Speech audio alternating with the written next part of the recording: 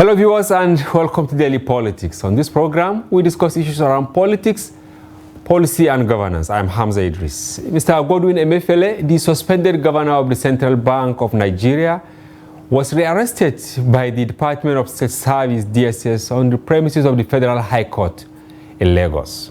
Earlier in the day, Emefiele was arraigned by the DSS on 2-count charges relating to illegal possession of firearms. Justice Nicholas Owebo, the trial judge, had granted him bail in the sum of 20 million naira with a surety of similar value.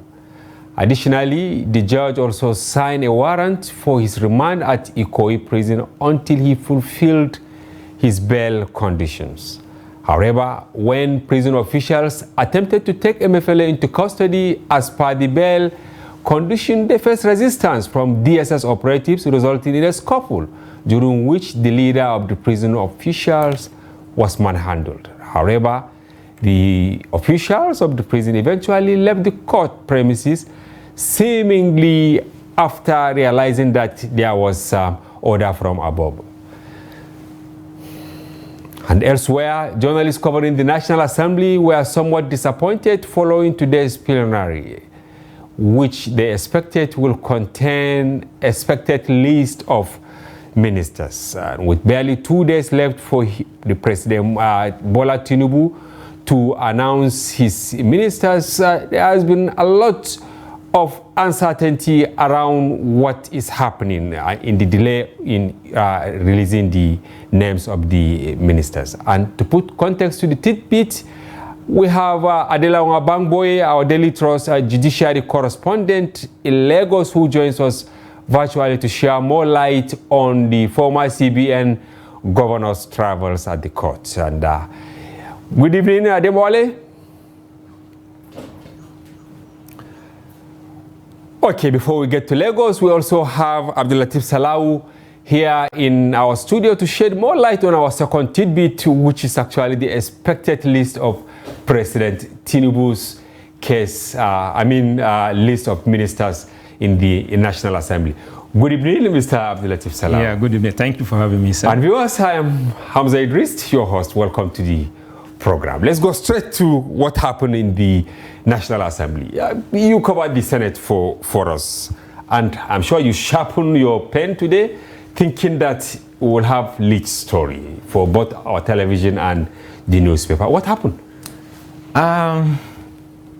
Last week, a lot of stories were flying around. Reporters covering the National Assembly, especially the Senate, at least tapped their sources, regarding the list of ministerial lists, whether it has been sent to National Assembly or not.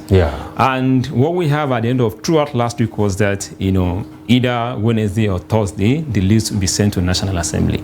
So the expectation was high. Reporters covering the Senate, were at the chamber as early, as 10 a.m. because the plenary usually starts around 11. So, but a lot of us were disappointed when there was no communication from the presidency, to the Senate, on Thursday. So we were expecting that, since there was no communication last week, so definitely, there should considering the deadline of Friday, and also considering the fact that lawmakers themselves have to go on their annual vacation, and they have promised that they will screen the nominees before going on vacation. So we're expecting that this week, especially today, the list will be sent to the Senate, and the Senate presidents, we unveil the ministerial nominees.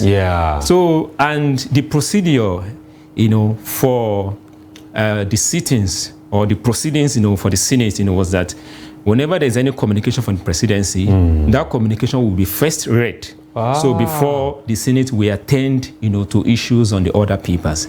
So today, there was another disappointment as well. The reporters were in the chamber as early, as 10 a.m., waiting, for the list to be unveiled. I know that the struggle to get to the chamber was, more intense today compared to the previous weeks. No, it has been intense since last week. Yeah, understand. So because for you to get a seat, even in the gallery where journalists usually converge, you have to be there early enough. So because the seats, they are so limited, and there are, huge number of, reporters covering National Assembly. And they don't even allow maybe some to stand. No, of course, no standing. Once the seat is filled up, so you have to be shut out. So you have to look for other means to follow the proceedings, usually through the social media. You've been covering the National Assembly for a while. Why do you think we're having this challenge this time around? Of course, during Buhari, it took 6 months, right? Yeah. Now, why the pressure? I mean, this time around, is it because of the constitutional provision that the president has 2 months, and these 2 months is actually inching closer, right? For me, it's not because of the time frame, that's the 60 days, but because of our expectation from President Tinubu himself. It comes at a time where the country is facing a lot of challenges, in all sectors, and Tinubu has been praised as someone who can turn things around. The Bloomberg described him as Mr. Fast. Yeah, Mr. Fast. Yes. And when he as came, opposed to Mr. Go Slow, right? Definitely. And when he came in, even on the day of inauguration, he started working. You understand? Nigerians started feeling, his presidency. But they have started reversing some of the things, meaning they rushed on the first day. Of course. I may be wrong. Of course, and Nigerians were expecting that, for a person like Tinubu, who has been described as Mr. Fast. Yeah. So we'll quickly unveil, his ministerial nominees, and the Senate, has promised. Senators have promised that they will at least screen the nominees as fast as possible, so that the president, can quickly hit the ground running. You understand? But and so I know that one of his aides, immediately after the election, journalists curiously they ask, how soon after inauguration are we going to have ministers? I think one of the aides said 1 month or latest certainly before 2 months, we will unveil the list. But the same aides also say that the president has the time frame of 2 months. Yes. That's 60 days to unveil the ministerial list. And he said so when there were different lists flying around that this person has made the list, the other person has made the list. So he was now cautioning journalists to tarry a while, not to put be careful, too much pressure. Don't put too much pressure, because the president has 60 days to nominate, and he is aware of the time frame, so there's no need for the rush. But now we didn't see the list. What are we going to see it tomorrow? Very likely, or he still has Friday. The deadline is Friday, but unfortunately there was no sitting on Friday.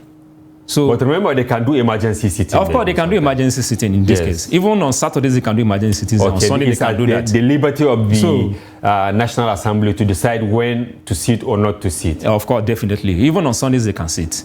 So we are hoping that between tomorrow and Thursday, the list will come to the National Assembly. Today, the Senate leader, Okoyemi, Bamidele, doing his book launch, today, where he was celebrating his 60th anniversary. Okay. Give an hint that they are actually expecting the list in the next 48 hours. Today, he told the gathering that the president, called him to wish him well on his 60th anniversary, 60th birthday anniversary, and that he could not make it to the birthday, celebration because he has to put finishing touches together. You understand? And what is the procedure of taking the list to the National Assembly? Who takes the list to the Senate? The president has an aide on National Assembly matters, the Senate. Okay. So, and the list... Senator Gume? Yeah, Senator Gume. So the list, from the president, to the presidential aide on National Assembly matter, straight to the Senate president. So usually a confidential document, and no one is allowed to see it until the president, reads it in plenary. So I'm sure as a reporter, you must have been touching sources to see whether the letter is with Senator Gumel or not. I don't think if you cracked that wall yet. For the past 2 weeks, we've been doing that. And Nigerians, including journalists, were disappointed. Oh my God. Yeah, I understand. Because despite, different information coming from sources, nothing, came out. So I think this time around, especially starting from Wednesday, Thursday last week, and today, a lot of us were a bit very careful. Yeah, understand. Yeah, so because you have your integrity to protect the integrity of your media house. Yeah, understand. Also, there is this insinuation that names are being changed almost on daily basis. They will say, okay, remove this, put this one, we have to do this. How can we cajole this one? How can we appease this part of the country? How can we do this and all that? Is that true? Those things are actually expected, and for me, they are speculations. So because the president knows the person he wants to work with, so even though he has to at least satisfy some certain, interest, because a lot of people work for him, during the election. And so we know that he has to nominate at least one person from each of the 36 states. And the states, has to at least agree on the person we are at least nominating to represent our state. Yes. And at the same time, the president must be satisfied with that person. Yeah. Knowing fully that, okay, this person, whether he has the capability or not to serve under my government.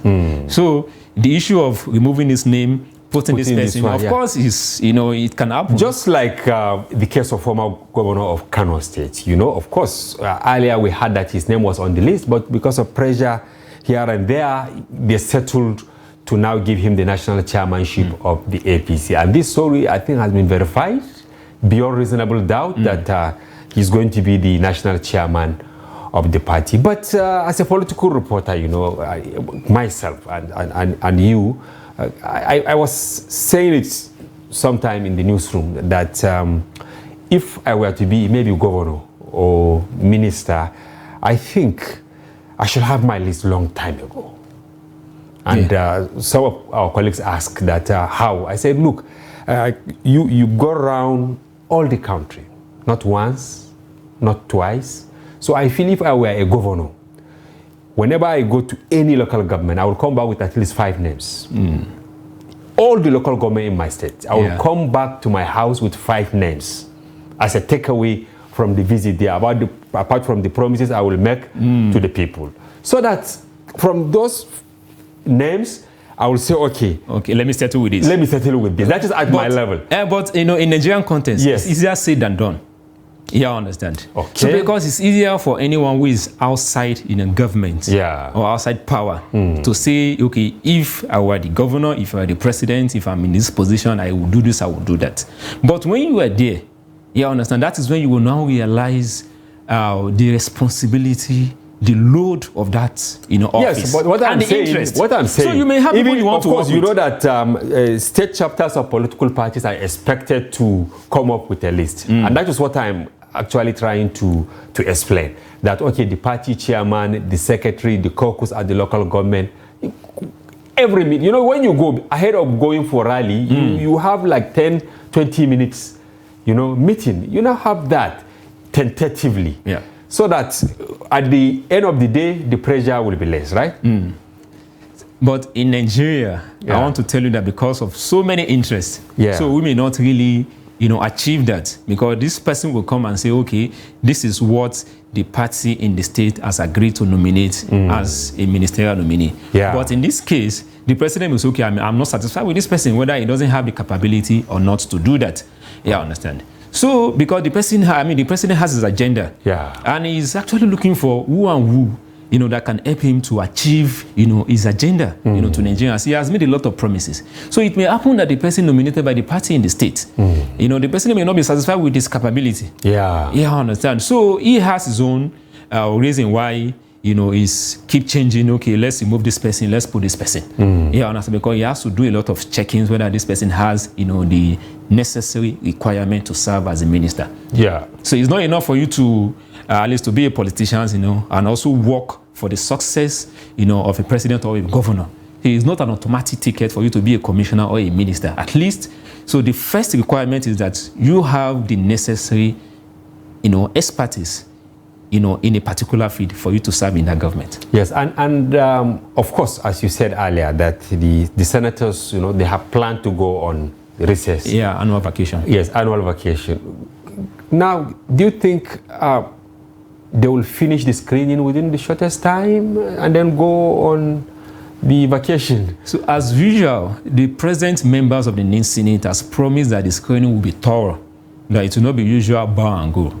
But even if someone is a senator, maybe among the... No. I know that there is this tradition that if you were once a senator... It's a tradition, once you are a member of, National Assembly or State Assembly and nominated as a ministerial nominee, so they just, allow you to bow and go. You understand? After, you give your brief introduction. So we're also expecting that as well, during this period. So, but for those who are not members of the National Assembly or State Assembly, the lawmakers have promised that the screening will be thorough, that they will ask necessary questions, because Nigerians, put them, elected them as lawmakers, as they are, at least they are there, as a representative of the people. So, and their constituents afforded a lot of questions, for them to ask ministerial nominees. So the screening will be thorough. But I want to tell you, this is not the first time we are having this kind of, assurance from lawmakers. And at the end of the day, you understand? At the end of the day, it's just the usual, bow and go. It may be the first set of nominees may be thoroughly grilled. But I want to say maybe the second, the third, and the fourth, and the last one, even the lawmakers themselves will be tired of sitting down. You understand? But that's what they are paid for. So after introduction, I found it even curious. Of course, it has been a tradition in Nigeria that these people were recently inaugurated. And then you say annual vacation? They have a calendar that they work with. So in line with their calendar, they go for annual vacation between end of July up to end of August. So by September, they resume again to treat, the national budget. So it's in line with their calendar, and it has been on for several years. Yeah, but is it in tune with the expectation of Nigerians? You report them. Do you think this is in tune with Nigerians? This screening will probably be their first biggest task, apart from the motions, the race, and all that. Of course. Nigerians are expecting them to at least perform. You understand?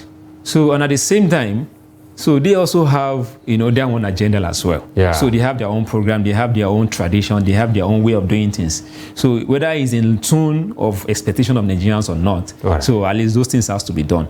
So they have promised that the ministerial nominees will be screened before they go on other vacations. Definitely that will be done, because at least even the president, is also expecting the National Assembly to do that as quickly as possible. Yeah, so they have also promised that they will do that so they can start work. All right, thank you very much. And we're now joined by Adelawa Bangboy, our judiciary correspondent in Lagos. Adelawa, what really happened in the court? Welcome to the program.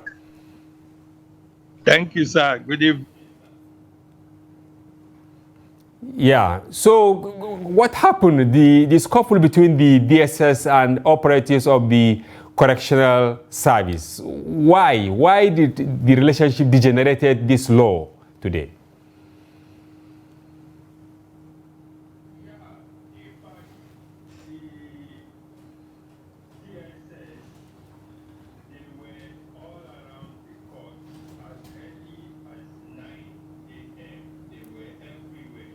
Okay.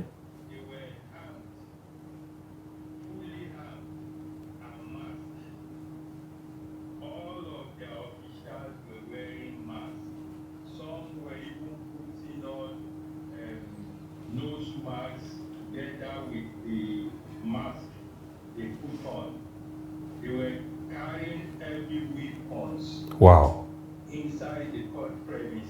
So one suspected that something was about to happen. Okay. As the proceedings continued, the arraignment took place before Honorable Justice Nicholas Owedi, and arguments were taken for bail after the defendant, who is the immediate past governor of the central bank, or rather the suspended governor of the central bank, pleaded not guilty to the two-count charge, two-count criminal charge, yes, unlawful possession of firearms, a single-barrel shotgun, and being in possession of 123 cartridges of live ammunition. Okay. He pleaded not guilty, and then the issue of bail came up. The judge ruled in favor of the defendant and rejected the arguments of the federal government through the Office of the Attorney General of the Federation. Okay. And amongst the conditions for bail was that the bail was granted in the sum of 20 million naira with a surety in like sum. Yes. That the surety must not be lower than a level 16 civil servant who must have landed property in Lagos within the jurisdiction. The judge also ordered that pending the time of perfection of these bail conditions, that the defendant, Godwin Emefiele, should be kept with the Nigerian Correction Services in their custody. Yes. And rejected the argument of the prosecutor that it should be kept with the DSS. And so the case was adjourned till November. But why do you think the DSS insisted on taking him? Because the whole court was tensed up. Yes. The parties did not come out, the defendant and the lawyers, ably led by the former president of the Nigerian Bar Association, J.B. Dowd, SAN. He was assisted by other senior advocates of Nigeria, including Chief Emeka Obegbolu. Okay, Adelawa, you know you are a lawyer also. You are a lawyer in your own right. Yes, can you hear me? Because of the tense nature, the tense atmosphere in the court premises. Yes, can you hear me? The DSS did not hide that they have come to pick up. Yes, can you hear me? Adelawa, yes. Now, is it normal for court to grant him bail and to be with the correctional service? Yes, can you hear me? So the lawyers to Emefiele and Emefiele, they had to spend another 3 hours right inside the courtroom. This is because the DSS could not have forcefully removed Thank you very much, Adelawa, for your contribution. We wanted to ask more questions, but it's like there is glitch in the connectivity. We thank you for coming on board. And also want to thank Latif for being here with us for the first part of the program. Thank you for your informed perspective. Yes, a pleasure. And viewers, we're going on a short break. When we return, the conversation continues. Stay with us.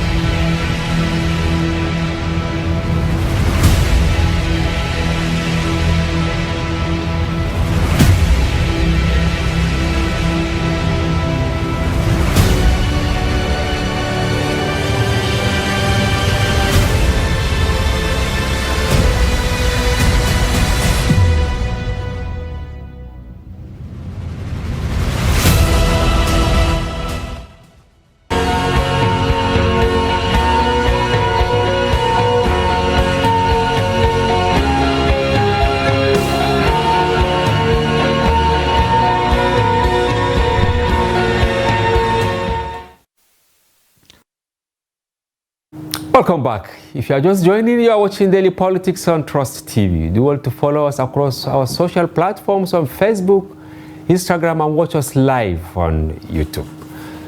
We now have Nataliya, a journalist, founder and CEO of Public Interest Journalism Lab, an organization based in Ukraine.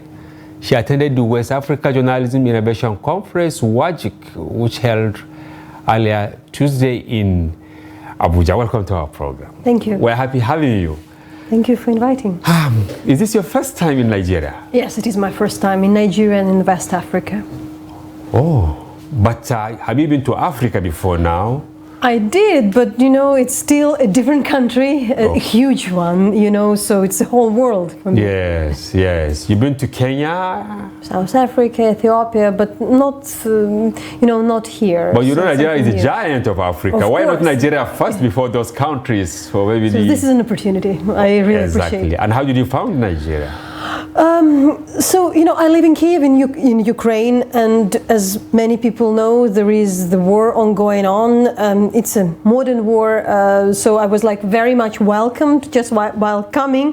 The people on the, you know, migration and the border were really asking me, how is the President Zelensky, how Yes. Ukrainians are doing? I was really surprised because I really didn't expect that much knowledge and support as I get. But I think, to be short, you know, we have own problems. I used to report foreign conflicts before the big war in Ukraine. Okay. And now I'm all the time in Ukraine. And of course, Ukrainians are concerned about their own problems. So for me, it's also very good to see, you know, people living. I understand that there is a whole world, you know, people living. I understand you have own issues and troubles, which I respect a lot. So, you know, it's probably would be sometimes unfair to ask for, you know, additional attention, but maybe later I would explain why we are so much and advocating for you know our that cause. we're also facing our challenges, as you rightly said, and maybe curious Nigerians will wonder how you managed to even come out of Ukraine because of the picture we see that maybe nobody can go in or go out. So what is, we just recently invited to Ukraine one of the Nigerian, probably famous journalists and publishers, Dapo Olorunniemi. Or the founder of Premium Times. Yes, so he was there co-founder, for the let me last put it this way. 8 days, just Okay. returned to Nigeria. Oh, he was able to get to Ukraine. He got to You Ukraine. see, as an he get out of investigative Ukraine. journalist. He got out of Ukraine, and probably the Nigerians would trust him more while he will tell all his stories about Ukraine. But it's a modern world, so of course those things which you sometimes see in the pictures, they are truths. There are people who are dead, there are airstrikes, there are bombs. At the same time, you know, the huge part of the country, we managed to liberate it and we managed to defend it. Okay. So, you know, the capital and the other towns which were liberated from Russian occupation and which were defended on the early stage of the war, they tried to live the normal life. You know, to there are extent people it's who possible. try to live normal life there. Most of us, they do, because it's very human for the people to live the normal life. Of course, it's not super, you know, relaxing, because there could be, you know, a missile attack, there could be anything else. But the life we try to have to maintain the normal life to extent it's possible, to find various new ways to, you know, to have some warnings about the, you know, missile attacks and things like that. So for a foreigner coming, it would sometimes, to some of the cities which, you know, further from the front line, it would look like a normal European city, and then you would think like, why you're speaking about the war, where is the war? Yes. But then there would be this reaction, this maybe major attack. I would compare it to understand people. Yes. When I was trying to explain, when I was inviting the African journalists to explain to Ukraine, I said like, look, you understand, like sometimes you tell to people somewhere in Europe or the US, you know, like Africa, and they have a lot of stereotypes. Yes. It doesn't mean there are tragic things, it doesn't mean there are bad things, but also there is a lot of life. But what we live in, it's like the modern war, but if you imagine the opportunity or chances of a terrorist attack, for instance, Yes. it might happen and it might not happen. Yeah. So before it happens, you really try to live. You cannot really, you know, like sit in fear for years. Exactly. Maybe that would be the way to explain. Of course, you came to Nigeria for the West Africa Journalism Innovation Conference. I'm very much interested in this, but before we get here, how free are journalists in Ukraine covering this war? It's very surprising. Ukraine is democracy, and 8 years ago, in 2014, almost 9 years ago, we managed to topple the authoritarian regime, which was pressuring all the journalists. There were persecution of the journalists. So since then, Ukraine is democracy, and oddly enough, it's very unusual to have the democracy being attacked and having the war.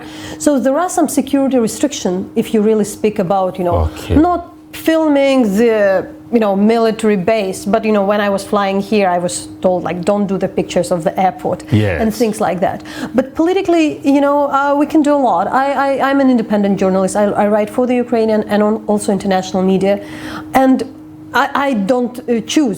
I choose the same. I write the same. There are troubles. We believe that if we report on the issues within our own countries, that's the way to fix it.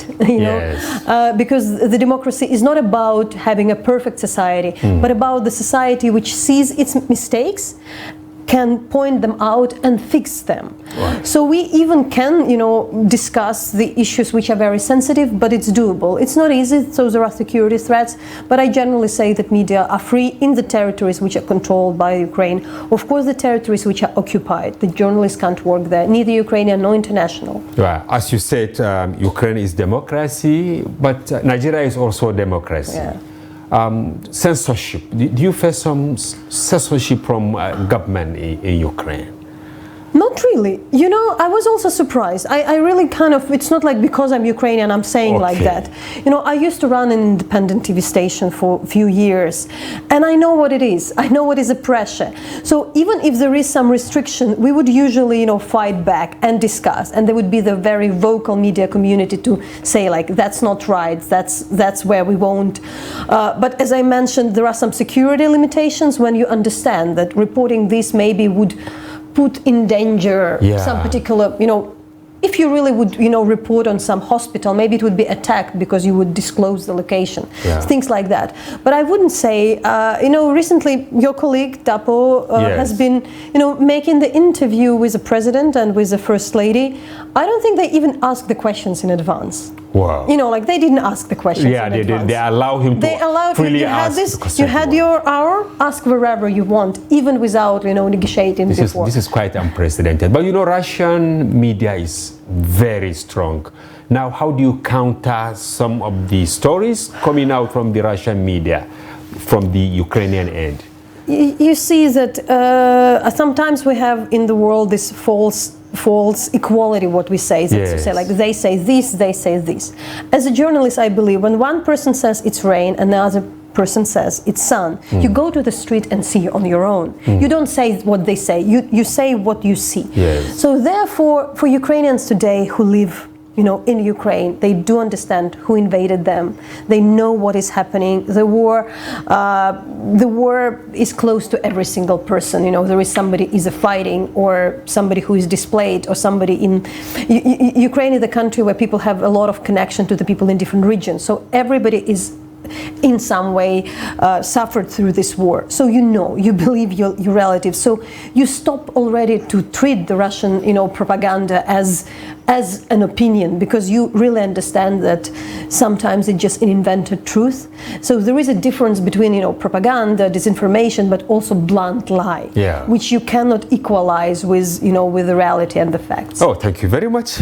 We'll go on a short break, and viewers, when we return, the conversation continues with Nataliya. Don't go away.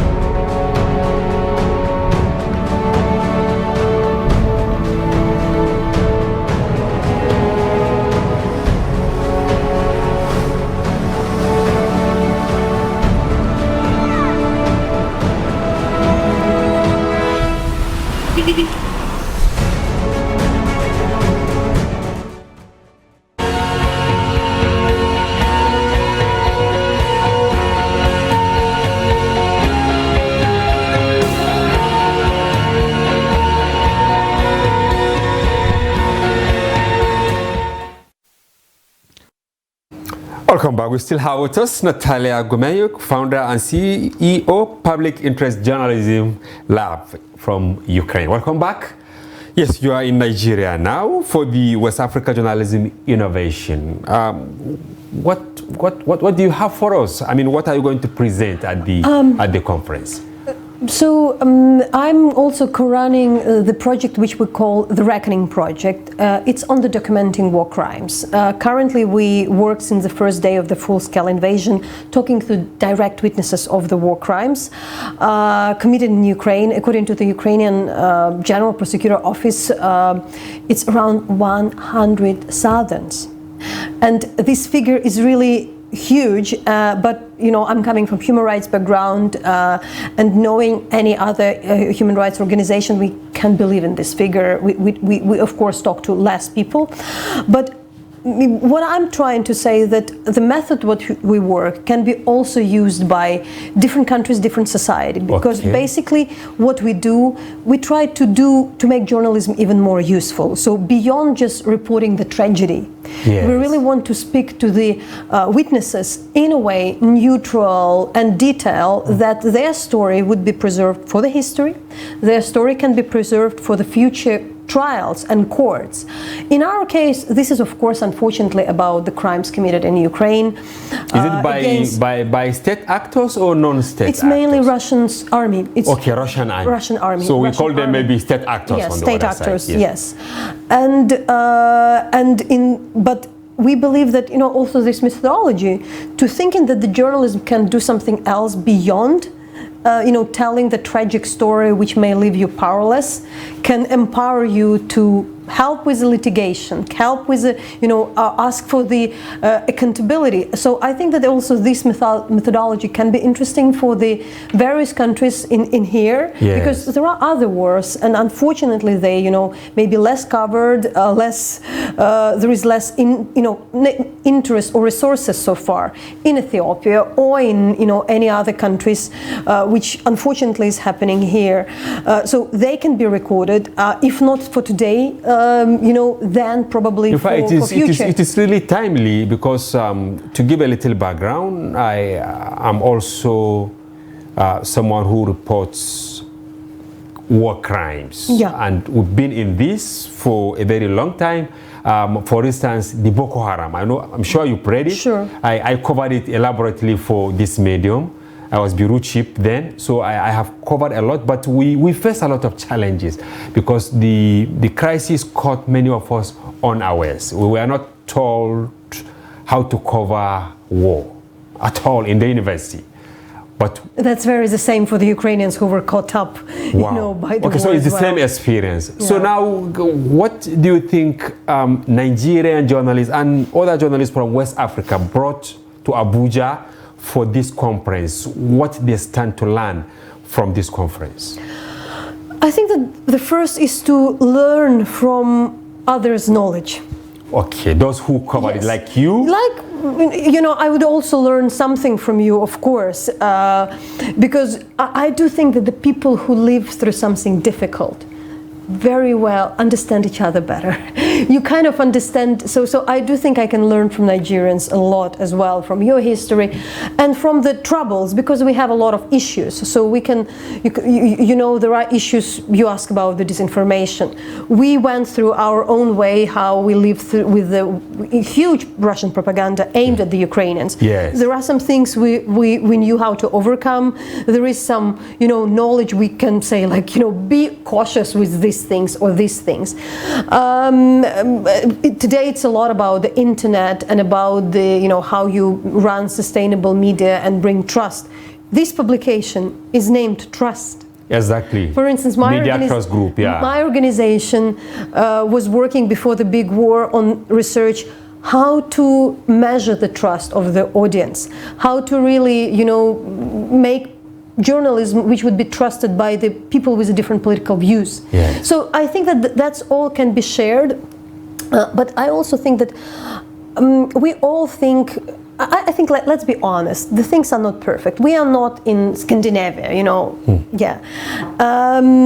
but exactly because of that, this solidarity and support I think it's very sincere. Yeah. If you live through something bad, you really sincerely wish something good for the others. Yes, yes. So even like knowing that you're not alone, I unfortunately should admit that I was a bit under the impression that, for instance, there is lesser support for Ukraine in Africa due to the Russian propaganda, due, like a lot of reasons.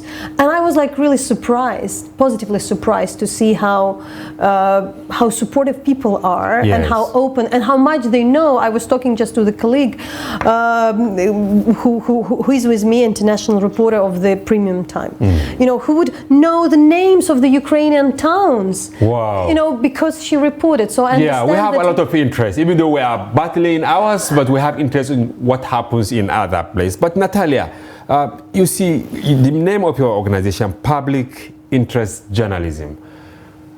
The problem we're having in this part of the world is getting the numbers right, getting the numbers correctly.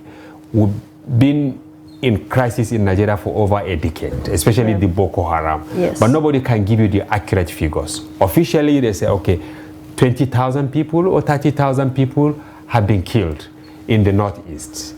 Now, in Ukraine, I want to make a comparison. Do you have this concept of embedded journalism, whereby journalists are allowed to be part of the troops who are actually fighting so that they can see things firsthand?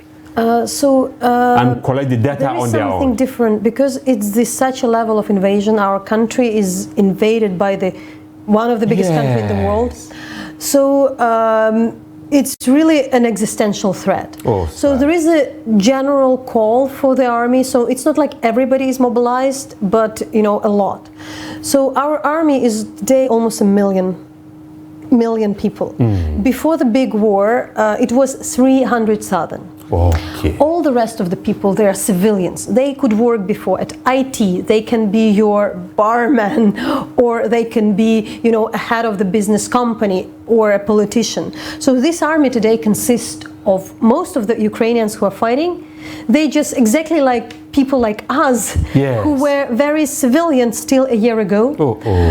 So they would be either volunteer or they called. So in a way, we don't really need to be embedded in this way, Yes. It's somebody in your family who is fighting. I have a lot of people from human rights organizations who figure out that unfortunately in this moment the only way to protect the human rights is really to, unfortunately with the arms. So you can have this reality check, like that it's not exactly the usual professional army, it's a people's army. So you know who are these people. You go on the front line and it could be a brother of your friend, a sister or your former colleague. For the journalist to have this reality check. So there are some restrictions. There was also to be honest, for some point, the preference for international media to be embedded because there are a lot of journalists in Ukraine, to get to some difficult points. Also, there is a security threat. This war is done in this way that there could be the artillery shelling and something might happen to the journalist. Yeah. So also there are the security restrictions for to accept journalists being embedded. But I feel like I'm pretty informed about what's going on within the army itself. Okay. Now, what about the innovation, the theme of the conference? What innovations are we talking about? Is it in terms of using tools to get facts, or? So yes, there are tools. So a lot of people were speaking about like artificial intelligence, how you use technology to do some job faster, to fact check better, how you use algorithm of various organizations and social media. But I think that we need to have a bit different idea also about the innovation. I think at the time when there are commercial media, when there is also, the legacy media lost their monopoly, we should think about how we measure the success of the media. Yeah. How we also maybe rethink the role of the media. For me, the media, first of all, should be serving people. Yeah. It's not innovative, but in a way it is innovative. Yes. Like to rethink that, that actually it can be a different service. So now in Africa, of course, we have our challenges. In Ukraine and other climes, I may be wrong, but journalists are well paid there. You get enough to sustain your work. But here you can see we struggle. We are not. Oh, you are not? Wow, so we are partners We in... are okay. Okay. We shouldn't moan. We're pretty okay, but it's definitely also the challenge to sustain. Okay, so what do you think will propel legacy media journalism? You know what I mean? Because we have preponderance of social media now, citizen journalism, which is not bad in itself, but they don't do as thorough job as the legacy media does. But legacy media is facing existential threat. I mean, I think I should be maybe something which I sell is unfortunate, because I do think that the foundation could be on board. You know, like it's like a bit like without the education or things like that. They need some charity. They need some funds, because these things like culture, yes, they cannot be just profitable. That's one thing. But for me, coming also from legacy media background, yes, but working a lot with human rights, the stories which don't travel well, you know, the stories which, investigations, you understand, yes, they don't earn money. I really think that you need to find your way to be useful to your audience, to ask what is important for the audience in Abuja and Lagos. Yes. You know, what is important, what are the questions they have, what we can do, answer the questions of the people. Okay. And I think that the other actors maybe won't be so keen. We can check. So I think, like, if we rethink that we are serving our public, maybe we can have a better chance. All right. Thank you very much, Nataliya Gumeyok, founder and CEO of Public Interest Journalism. Thank you for coming to Nigeria.